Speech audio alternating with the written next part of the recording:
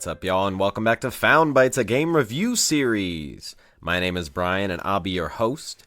If you don't know about us, we're all about testing out and finding small, high-quality video games. This is a podcast that aims to respect your time and money as a gamer and a consumer by sifting through storefronts and sales to find those gems that may be worth your precious resources. If you're interested in reaching out or helping out, check out the links in the description of each episode to access our email, Twitter, website, and YouTube channel. As another year comes to a close, we want to send out a heads up about some schedule changes taking effect in January. Instead of posting an episode each week, we'll be moving to every other week to allow myself and the show to breathe a little bit. But our Tales and Sales episodes will still be falling into one of the off weeks each month, so the frequency of those won't be changing. Also, we are hoping to publish more spotlight episodes during those down weeks as the year moves on, but not just ones with developers, potentially any industry people, but also some conversations with fellow gamers. So stay tuned. But enough about the show. Let's get into our next game.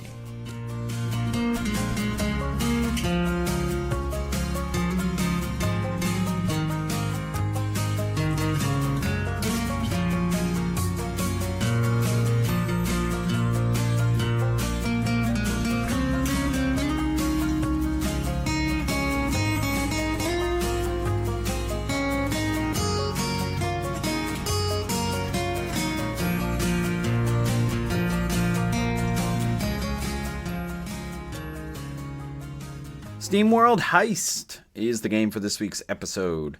SteamWorld Heist is a 2D tactical shooter, and I see a lot of similarities, almost like a cross between Chroma Squad and Void Bastards, but I would say most accurately it's kind of like the Mario Rabbids games that have been coming out. I think there's 2 of them, but it definitely takes a lot from a lot of tactical games like Fell Seal, Arbiter's Mark, things like that. The game was originally released in December of 2015 on the 3DS, and then in June of 2016 it came to PC, Mac, PS4, and Vita, and it is cross-buy on Vita. In October of 2016 it came to Wii U, so this game is definitely on some older systems, and in November of 2016 it came to iOS, and finally in December of 2017 it made its way to the Switch, so no Xbox port for this game. The game was developed by a studio called Image and Form, and they're out of Sweden, and they were a small team, I believe, but now they've kind of been lumped in as part of Thunderful Games, and Image and Form has done some other SteamWorld games that you've probably heard of, so they did SteamWorld Heist, SteamWorld Dig, I think SteamWorld Dig 2, and I think recently they're doing SteamWorld Build, but this is all under the umbrella of Thunderful Games. The game was originally published by Image and Form, so it was self-published. Now their games all kind of fall under the umbrella of Thunderful Games, so they publish them as well. The game had DLC. In April of 2016, it was released. It was called The Outsider. I think that's the only DLC we have, and it was released for Wii U and PS4.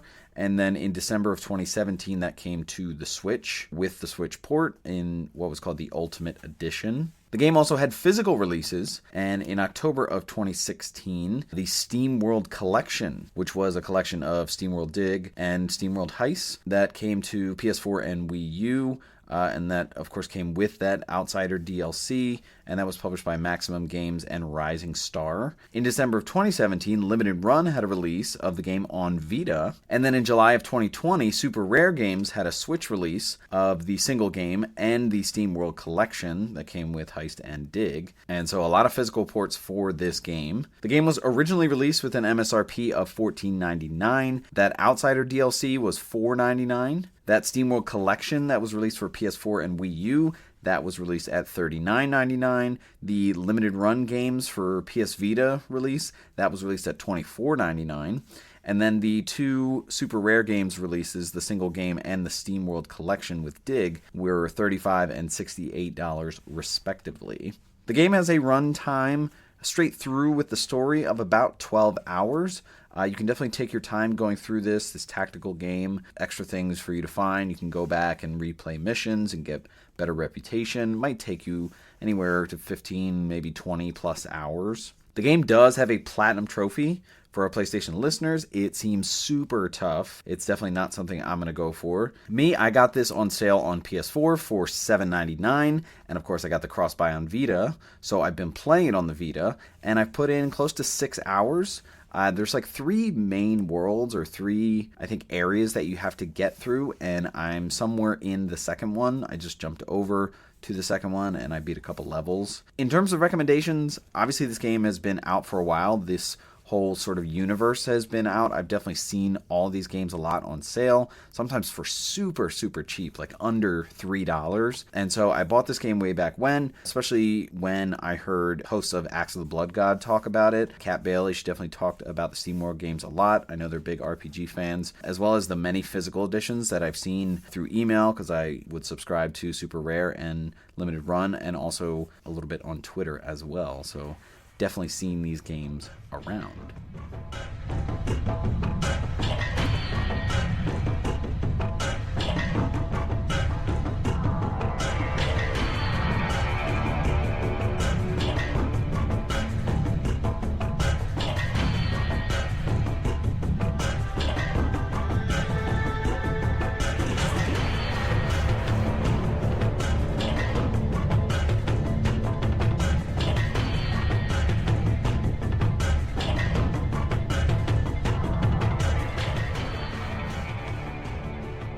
Alright, let's talk gameplay for SteamWorld Heist.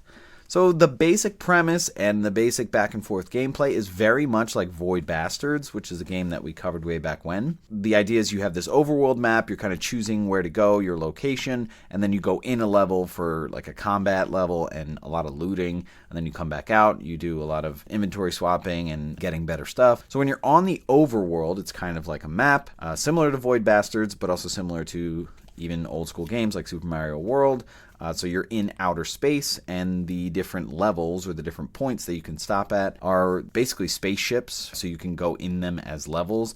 And the available path is always like not necessarily linear. You can go down a couple different ways, and you're free to move through the available places to go as long as you don't hit a gate or a point that's kind of blocked off. Some of these levels in the spaceships are going to be battle levels. Some of them are going to be shops where you can kind of free roam that are like safe locations where you're actually moving your character. It's not tactical, and you can talk to NPCs and stuff. And then, of course, some are going to be locations that you can't get to or can't get through unless you have a certain amount of reputation stars, which we'll talk about. And when you're on the overworld, you can go to different locations and you'll get sort of an info box about who or what is there, the description, if it's a battle level, like what's going on, if there are shops or NPCs there. If it's a gate, it'll tell you like what the requirements are in terms of reputation in order to get past. You'll see like a little lock. And then in the battle levels, what you're going to see are how many of your party members you're allowed to bring into that battle level, so that gives it some kind of indication of the complexity of that level, as well as what objectives, once you click on it, you will need to do in order to gain reputation stars. So it's very similar to something like Overcooked. As you're traversing the map, like you can get 1, 2, or 3 stars depending on your performance there. So there are specific objectives for how to do that, and it might be like kill a certain number of enemies or kill all the enemies or collect all the scrap that's there or things like that. When you're in some of these levels, let's talk about what that's like. So let's start with like the sort of safe areas or places where you might have a shop. Again, this is kind of free roam, which is different than battle levels. Battle levels are tactical, so you're just controlling your character, and it's like 2D side scrolling. And basically you have shops where you can walk up to items and buy things. You can talk to NPCs. Items or things that you can buy are basically weapons or other things that you can equip to your different characters. So here's where you're going to access things about your inventory, and you can buy like extra storage for your inventory because your inventory has limited slots. And you're going to be spending some of the currency that you get from the battle levels, which is water. And of course, you can also talk to NPCs, like I said, and there might be some advanced quests. You might get some exposition about characters, and you might be able to recruit different party members and put them in your party and be able to take them in on battle levels. So let's talk about battle levels. So when you click into a battle level, of course, it tells you how many characters you can bring in. So you'll start with the character select screen from who you have. And when you look at your character select screen, you can swap in different characters that you have, and you'll be able to equip them with 1 weapon and sort of 2 items. And these items can range from a bunch of different things. They can give you passive buffs for your stats for your particular character. It can give you an active ability that you can use in the battle level. Weapons are interesting because different characters sort of have access to different weapon classes. And so there's going to be a lot of weapons in your inventory that certain characters might not be able to equip. And so they have sort of different advantages and disadvantages for different weapon classes. But you'll definitely see a difference in the characters and also the way they talk. Like the big guy is going to be handling the bigger weapons, and you'll definitely get used to this as you go in. And then once you finalize your characters and all their equipment, there'll be sort of like this cutscene where you're walking in and getting into their starting spots in the level. And so when you're in the level, it's visually the same as if you were in one of the safe areas where you can do shops and stuff like that, where it's like this 2D image that's like a cross section of a room or a spaceship that has multiple rooms. And so what you're going to see as you pan over on the map, there's going to be doors that you have to open, there'll be different rooms, and there'll be levels in these rooms, sometimes that go between rooms, or sometimes it's a big room,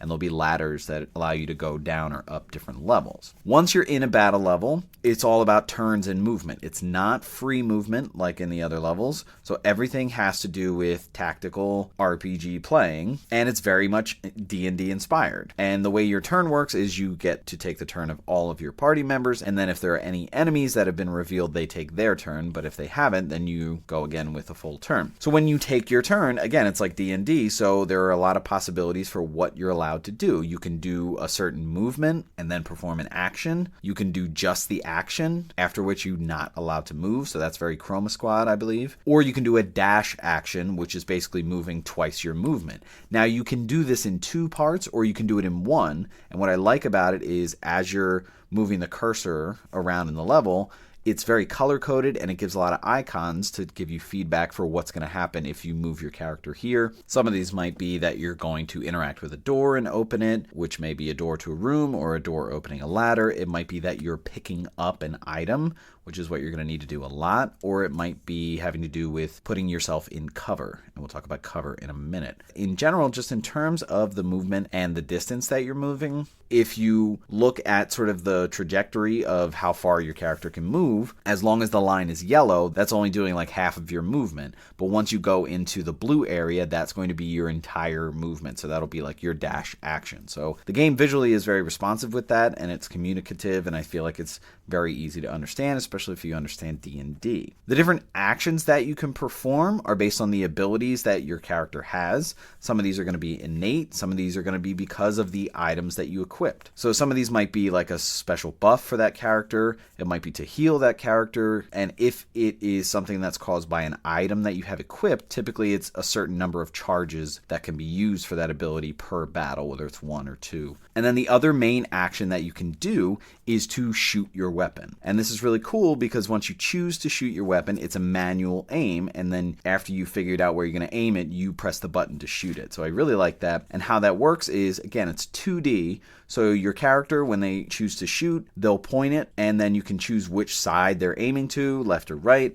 And then once you do, you can kind of pitch what trajectory the weapon is going to shoot by using the joystick. And this is really interesting when you have the first couple weapons with some of your low-level characters. You're really just going to have to trust your aim and the trajectory. After a while, you can get different kind of upgrades. You can get weapons that have scope lasers, where the laser kind of points exactly where it's going to shoot. Some of these are going to have longer range. Some of these are going to be weapons that kind of do a shotgun scatter shot right in front of you. So all those things you need to keep in mind, and it's very trial and error after you shoot a couple times. Doing damage to enemies is interesting because you can crit. I don't know if it's distinctly related to a headshot, but I know that sometimes like I would point it at an enemy's head and it would do more damage, I believe. So you can kind of point what part of the enemy you're going to be able to shoot at. Now, of course, it's not just going to be that enemies are right in front of you, you point and shoot. This is actually going to be a tactical cover shooter, which is really interesting. So as you're picking your movement, what you're going to find are that there are different objects that you can hide behind as cover. And so when you're moving the cursor to move, if you happen to see a shield that pops up, that means that your character is going to be able to hide behind that object. Now, what's interesting with hiding behind objects is you can potentially have enemies in front of you, or they can move and get behind you. So whatever side of the object you put your character on, that's what side they're going to be able to block from, or what side is going to kind of obstruct the enemy shot. The other thing is that the different walls or floors in the room or in the area, sometimes they may be completely transparent, meaning a shot can go through them, and other times the wall is not going to be penetrable, or you're not going to be able to be seen through a wall, or it's going to kind of block a shot. So this should be fairly obvious after the first few levels. Like whenever you see a wall that's like dark black, that is something that enemies don't see you through or can't shoot through. But when you go to a big room and you see a lot of like red mechanical beams, or like those, ladder type beams that go across, that basically means that there are levels in that room, but you can shoot up and down levels. One thing that's also interesting is your shot can ricochet off of walls and things like that. And so you can actually shoot behind someone who's covering, and then it'll bounce off the wall and it might hit them. In the first early goings, this might be random, or you might not be able to do this well, but once you start to get maybe a weapon that has a laser, the laser will show you the ricochet pattern as you're doing it. I think it's very dependent on the range that you're shooting, because if you shoot it and you're shooting from afar, it's very unlikely that it's going to ricochet, because after a while the shot just kind of peters off. When you hide behind objects, they don't just stay there permanently. They do have a damage limit, like they do have an HP limit. So it is possible that you can break up a cover object and expose the enemy, or get exposed yourself, your characters. Some of these things that you can hide behind are explosive, like they're barrels that have like a flammable sign on it. So what can happen is you can shoot it and it'll explode and do sort of environmental AoE damage to enemies. So anytime that you see a barrel that has a flammable symbol, I would not cover behind it. But when you see an enemy cover behind it, it's like, oh, I'm going to get him. Even if I can't hit him with the shot, I'm going to blow up the barrel, and then he'll probably die, or at least take significant damage. Some other things that you might come across to be able to use on your character's turn, some of the items that you can equip that are like abilities sometimes are free actions, and it'll tell you like you can use this as a free action. That doesn't change the fact that it might only have a certain number of charges, but that can definitely compound the things that a character can do in a turn. You can also do melee attack, and in fact, when you are right next to an enemy, an icon pops up for when you're going to put your character there, where it's just like a fist, which means that if you stand next to an enemy and you wanted to attack them, it will have to be melee. And that's going to be very specific for your character. It's going to be like a character stat, what damage they will do in melee. And the other thing is health. So your characters have health and enemies have health. When enemies go down to 0, they'll die and explode. When your characters do,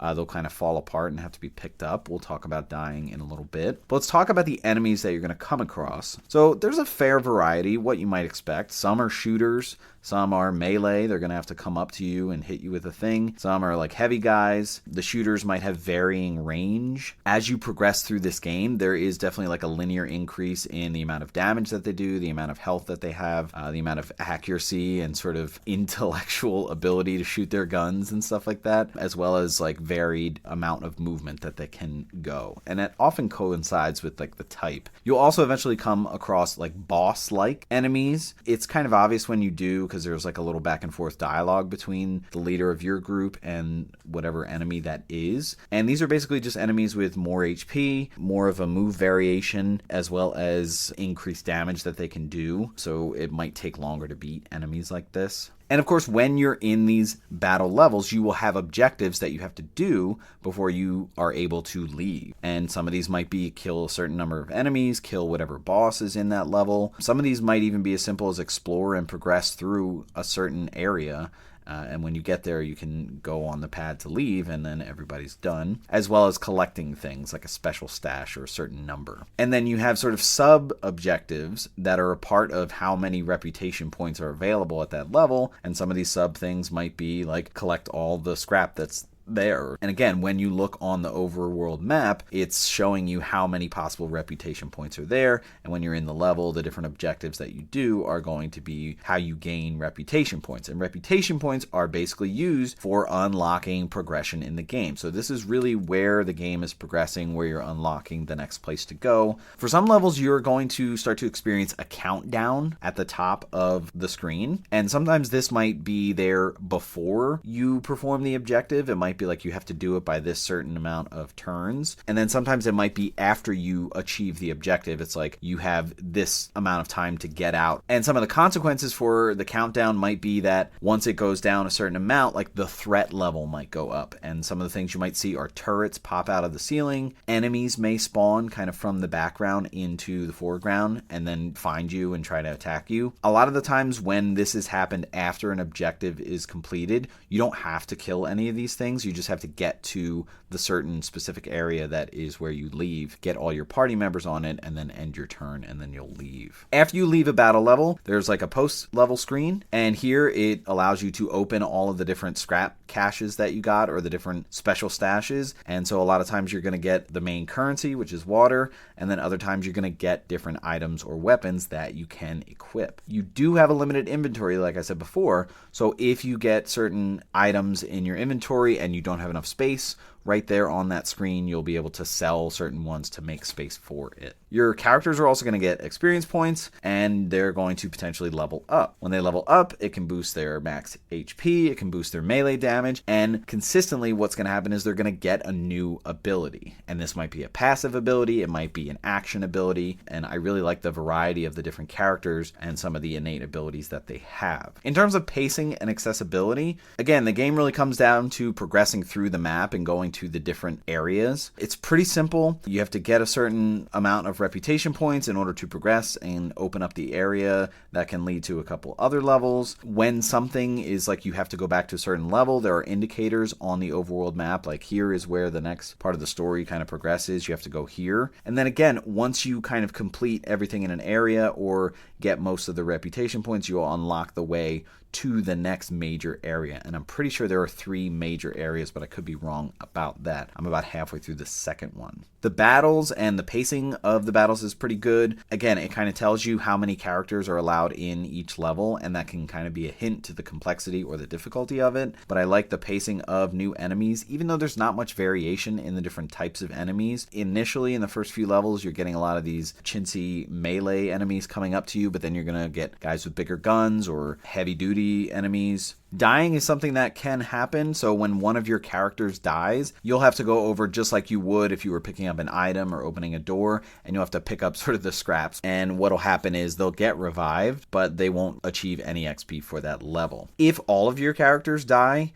basically what happens is you have to pay a certain percentage of your currency, and then they all get revived. There are 5 difficulty levels. I played on the experienced one, which is like hard, so 1 down from like the hardest. I feel like it's a fairly good challenge. Ultimately, it's more fun than tough. Like I did have a couple times where one of my party members died and they didn't get experience. I only had 1 time so far where all of my characters died, so I don't really see a major challenge there. I feel like if you put it up to the highest difficulty, it really might kind of smack you over the head with the amount of enemies that are flooding in, or the countdowns or things like that that could potentially make it more challenging.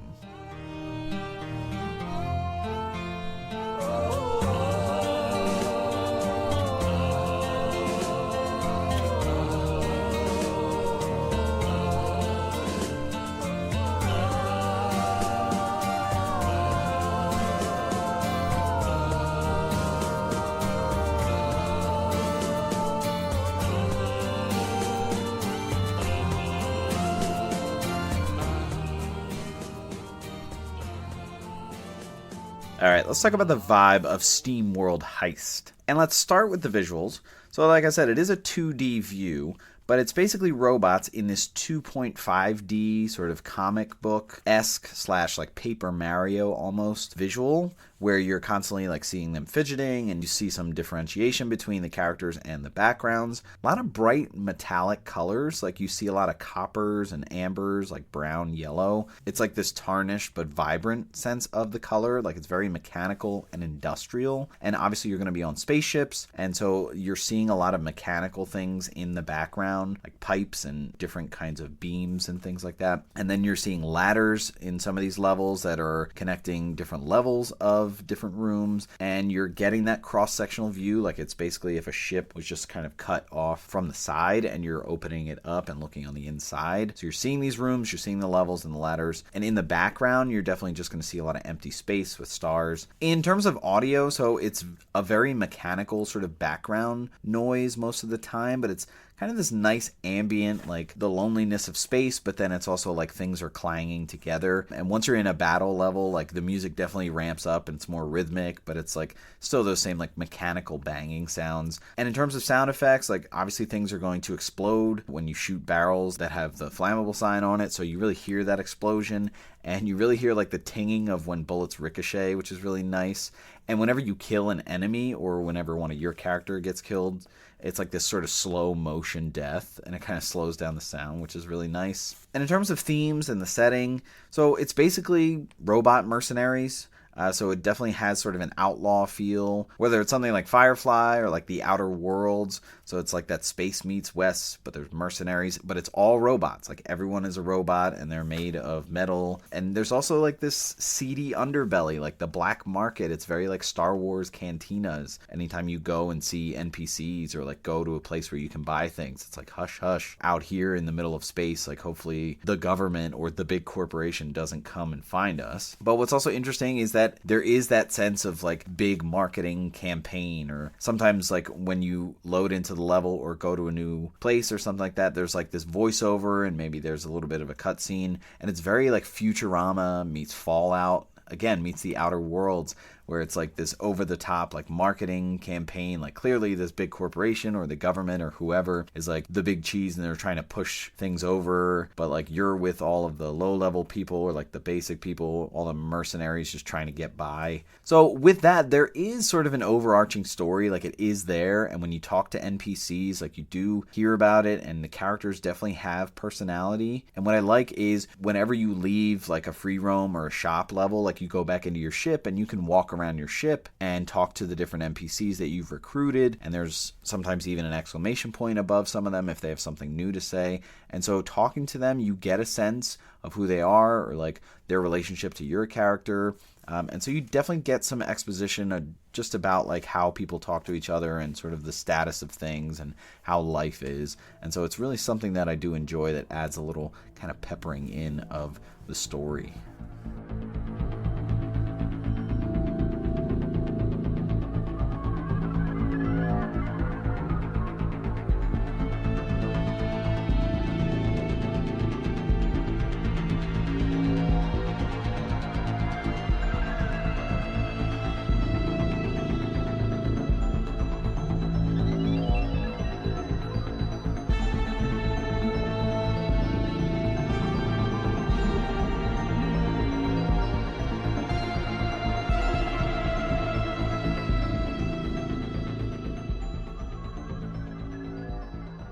All right, let's wrap up the conversation about SteamWorld Heist. So this is a great handheld tactical experience. Again, I've played it on Vita. It's also available on Switch.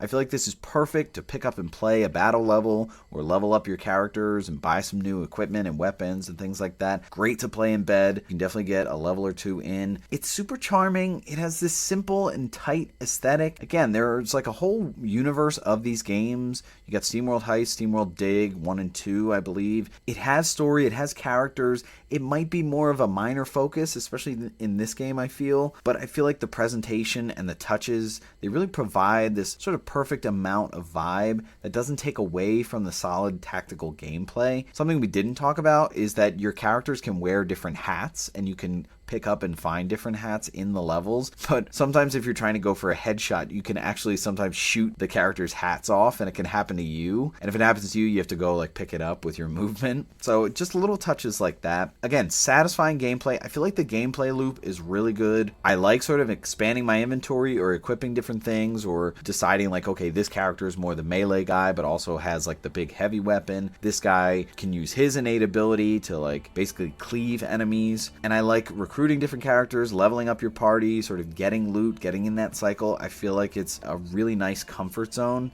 I love the cover strategy. I feel like that is something so interesting. Not quite unique, but definitely something that I've never seen in a tactical game like this, with sort of this vague sense of accuracy falling on your manual shooting. In terms of value, $15 for the MSRP, I feel like that's a solid price, but I'm going to say I am constantly seeing this game and the other SteamWorld games way on sale for like under $5. So if you can find these games for under $5, especially SteamWorld Heist, I think it's a steal, absolute steal. I know it's an older game, we're talking like 2015 3DS Wii U game in 2016, but it really holds up. On the Vita, it's awesome. I would imagine it is similarly awesome on Switch. So definitely a nice, small, sweet, tactical game. Perfect on the Switch or Vita. Cross-buy on Vita. Definitely check that out. I highly recommend this game. Alright, that's going to wrap it up for this episode. Stay tuned for our next episode to see what new game we found for you.